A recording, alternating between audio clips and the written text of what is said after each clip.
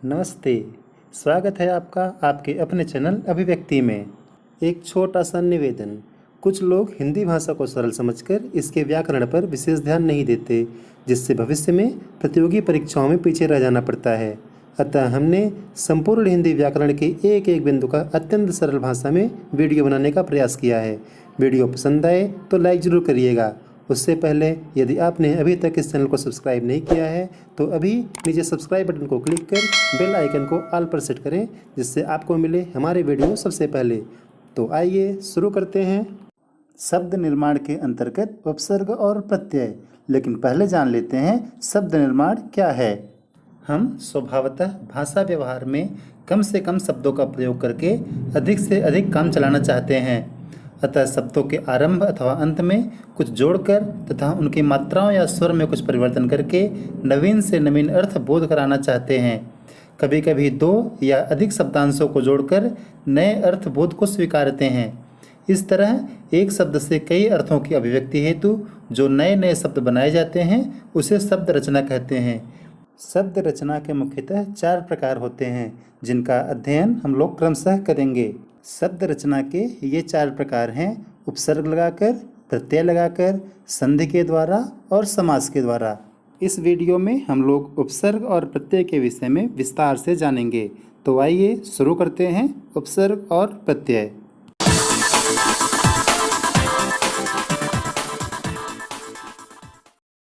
उपसर्ग, जिसे अंग्रेजी में प्रीफिक्स कहा जाता है, परिभाषा के तौर पर हम कह सकते हैं उपसर्ग उस शब्दांश को कहते हैं जो किसी शब्द के पहले आकर उसके अर्थ को बदल देते हैं या अर्थ में विशेषता ला देते हैं। उपसर्गों का स्वतंत्र अस्तित्व नहीं होता। इनके प्रयोग से 3 स्थितियां हो सकती हैं, जिसमें पहला है मूल शब्द के अर्थ को और भी अधिक प्रभावशाली बना देना। जैसे जय शब्द के आगे वि उपसर्ग जुड़ करके विजय बन जाता है, जो जय को और भी अधिक प्रभावशाली बना दे रहा है। दूसरी स्थिति में उपसर्ग मूल अर्थ को पूर्णतः परिवर्तित कर देते हैं। जैसे स्थान शब्द के आगे प्र जुड़ करके प्रस्थान बन जाता है। तीसरी प्रमुख स्थिति होती है जब उपसर्ग मूल शब्द के अर्थ को विपरीत अर्थ दे देते हैं। जैसे जय शब्द के आगे परा उपसर्ग जुड़ दिया जाए तो पराजय हो जाता है। हिंदी में प्रचलित उपसर्ग 4 प्रकार के हैं। संस्कृत के उपसर्ग, जिसे तत्सम उपसर्ग भी कहा जाता है, हिंदी के उपसर्ग, जिसे तद्भव उपसर्ग भी कहा जाता है, उर्दू के उपसर्ग और उपसर्ग की तरह प्रयुक्त होने वाले संस्कृत के अव्यय। तत्सम उपसर्ग वे उपसर्ग होते हैं जो संस्कृत भाषा से ज्यों के त्यों हिंदी में ले लिए गए हैं। इनकी कुल संख्या 22 मानी जाती है। जैसे अति उपसर्ग है, जिसका अर्थ अधिक या ऊपर हो सकता है। इससे बनने वाले शब्द हैं अत्यंत, अति उत्तम, अतिरिक्त आदि। ऐसे ही अधि उपसर्ग से, जिसका अर्थ ऊपर या प्रधानता से लिया जाता है, से बनने वाले शब्द हैं अधिकार, अध्यक्ष, अधिपति। इसी प्रकार संस्कृत भाषा से आए हुए सभी 22 उपसर्ग ऊपर वीडियो में हैं। इनका स्क्रीनशॉट आप ले सकते हैं या इन्हें अपनी कॉपी में लिखकर याद कर सकते हैं। अब जानते हैं हिंदी के उपसर्ग या तद्भव उपसर्ग।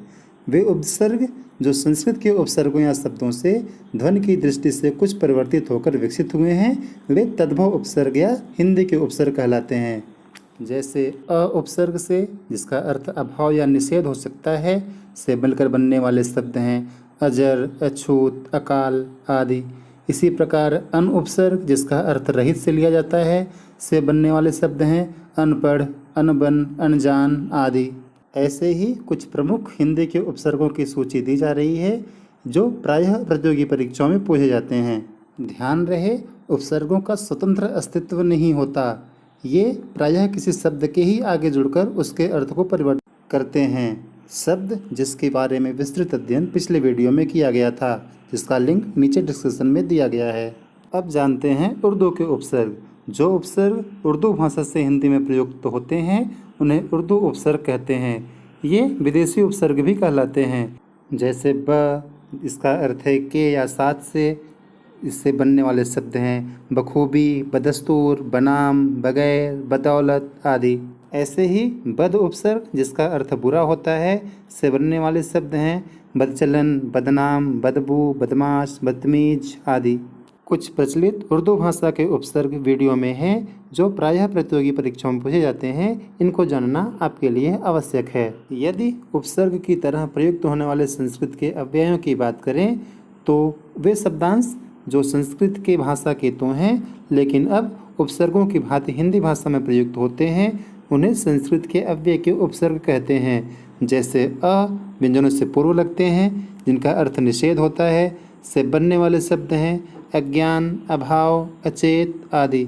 इसी प्रकार अन का भी अर्थ निषेध होता है, से बनने वाले शब्द हैं अनागत, अनर्थ, अनादि। ये अन उपसर्ग स्वरों से पूर्व प्रयुक्त होते हैं। जैसे अनागत है तो इसका मूल शब्द आगत है, आ एक स्वर है। इसी प्रकार संस्कृत भाषा के अव्ययों की सूची जो हिंदी में उपसर्गों की तरह प्रयुक्त होते हैं स्क्रीन पर है, जो परीक्षा की दृष्टि से बहुत महत्वपूर्ण है। हिंदी भाषा में कभी कभी कुछ शब्दों में एक से अधिक उपसर्गों का भी प्रयोग होता है। जैसे व्याकरण ही है, इसमें वी और आ दो उपसर्ग हैं जबकि करण मूल शब्द है। ऐसे ही प्रत्याघात में प्रति और आ उपसर्ग है जबकि घात मूल शब्द है।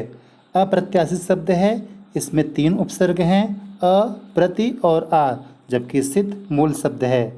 कुछ और उदाहरण स्क्रीन पर है, इन्हें आप पढ़िए, समझिए और इनसे मूल शब्द को अलग करके देखिए। अब बात करते हैं प्रत्यय की। प्रत्यय 2 शब्दों से मिलकर बना है, प्रति और अय। प्रति का अर्थ है साथ में तथा अय का अर्थ है चलने वाला, अतः प्रत्यय का अर्थ हुआ बाद में चलने वाला अर्थात लगने वाला। जैसे स्वच्छ में ता लगने पर स्वच्छता हो जाता है। इस प्रकार हम कह सकते हैं कि जो शब्दांश शब्दों के अंत में जुड़कर उसके अर्थ को बदल देते हैं वे प्रत्यय कहलाते हैं। प्रत्यय मुख्य रूप से 2 प्रकार के होते हैं, तद्धित प्रत्यय और कृत प्रत्यय। आइए जानते हैं तद्धित प्रत्यय क्या है। तद्धित प्रत्यय जो प्रत्यय संज्ञा, सर्वनाम, विशेषण आदि शब्दों के अंत में जुड़कर नवीन शब्द की रचना करते हैं वे तद्धित प्रत्यय कहलाते हैं। जैसे देव शब्द है, देव में त्व प्रत्यय जुड़ करके देवत्व बन जाता है। कुछ महत्वपूर्ण तद्धित प्रत्ययों के प्रयोग आगे दिए जा रहे हैं। जैसे कर्तृवाचक तद्धित में क प्रत्यय जुड़ने पर पाठ शब्द का रूप पाठक में बदल जाता है, लेख लेखक में बदल जाता है, लिपि लिपिक में बदल जाता है। ऐसे ही आर प्रत्यय से सुनार, लुहार, कहार आदि बनता है। कुल मिलाकर कर्तृवाचक तद्धित से किसी कार्य को करने का बोध होता है। अब जानते हैं भाववाचक तद्धित प्रत्यय के बारे में।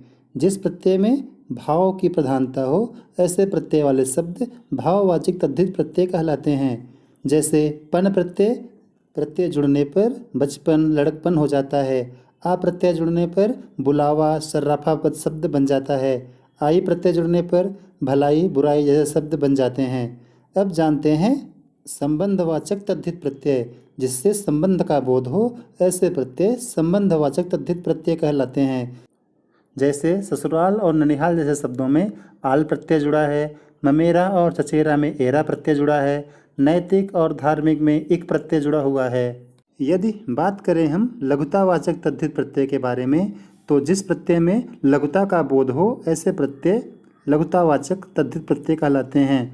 जैसे या प्रत्यय से लुटिया और खटिया जैसे शब्द बनते हैं। कोठरी और टोकनी ई प्रत्यय से जुड़कर बना हुआ है। टी प्रत्यय जोड़ करके लंगोटी, कछौटे जैसे शब्द बन जाते हैं। पगड़ी और टुकड़ी में ड़ी प्रत्यय जुड़ा हुआ है। ऐसे ही गणनावाचक तद्धित में संख्या का बोध होता है। जैसे ला प्रत्यय से पहला, दहला, रा प्रत्यय से दूसरा और तीसरा शब्द बनता है। वहीं वां प्रत्यय से पांचवां, छठवां, सातवां आदि शब्द बन जाते हैं। सादृश्यवाचक तद्धित प्रत्यय जिसमें समानता का बोध होता है ऐसे प्रत्यय वाले शब्द सादृश्यवाचक तद्धित प्रत्यय होते हैं। जैसे सा पीला सा, नीला सा। हरा प्रत्यय से मिलकर बना हुआ शब्द सुनहरा, रूपहरा आदि हैं। गुणवाचक तद्धित प्रत्यय की बात करें तो जिस प्रत्यय से बने हुए शब्द किसी गुण का बोध कराएं ऐसे प्रत्यय गुणवाचक तद्धित प्रत्यय होते हैं। जैसे आ प्रत्यय से ठंडा, भूखा, प्यासा आदि शब्द बनते हैं। वहीं ई प्रत्यय से मिलकर के क्रोधी, धनी, लोभी जैसे शब्द बन जाते हैं। ई प्रत्यय से वांछनीय, अनुकरणीय। इला प्रत्यय से रंगीला, सजीला जैसे शब्द बनते हैं। जबकि लु प्रत्यय से कृपालु, दयालु जैसे शब्द बन जाते हैं। अब हम बात करते हैं कृत प्रत्यय की। जो प्रत्यय क्रिया के मूल रूप जिसे धातु कहते हैं के अंत में लगकर संज्ञा, सर्वनाम, विशेषण आदि शब्दों की रचना करते हैं उन्हें हम कृत या कृदंत प्रत्यय कहते हैं। जैसे पढ़ शब्द के आगे आई प्रत्यय जुड़ जा करके पढ़ाई शब्द बन जाता है। कृत प्रत्यय को मुख्य रूप से 5 भागों में बांटा जाता है। आइए जानते हैं इन 5 भागों के कुछ उदाहरण।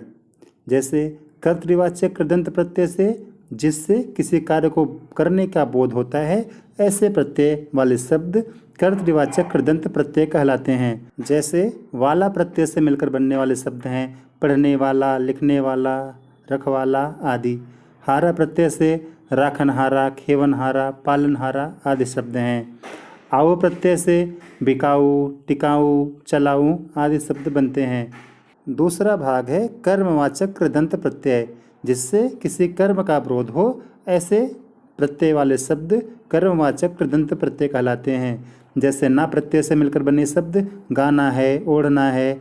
वहीं औना प्रत्यय से बिछौना, खिलौना आदि शब्द बनते हैं। यदि हम करणवाचक कृदंत प्रत्यय की बात करें तो जिस किसी क्रिया के साधन का बोध हो, ऐसे प्रत्यय वाले शब्द करणवाचक कृदंत प्रत्यय कहलाते हैं। जैसे आ प्रत्यय से मिलकर बने हुए शब्द हैं भटका, भूला, झूला आदि। ई प्रत्यय से रेती, फांसी, भारी आदि शब्द हैं। भाववाचक कृदंत प्रत्यय को हम जाने तो ऐसे प्रत्यय जिनसे भाव अर्थात क्रिया के व्यापार का बोध हो, उनसे बनने वाले शब्द भाववाचक कृदंत प्रत्यय कहलाते हैं। जैसे अन प्रत्यय से मिलकर बने शब्द हैं चलन, मनन, मिलन। औती प्रत्यय से मिलकर बनने वाले शब्द मनौती, फिरौती, चुनौती आदि हैं।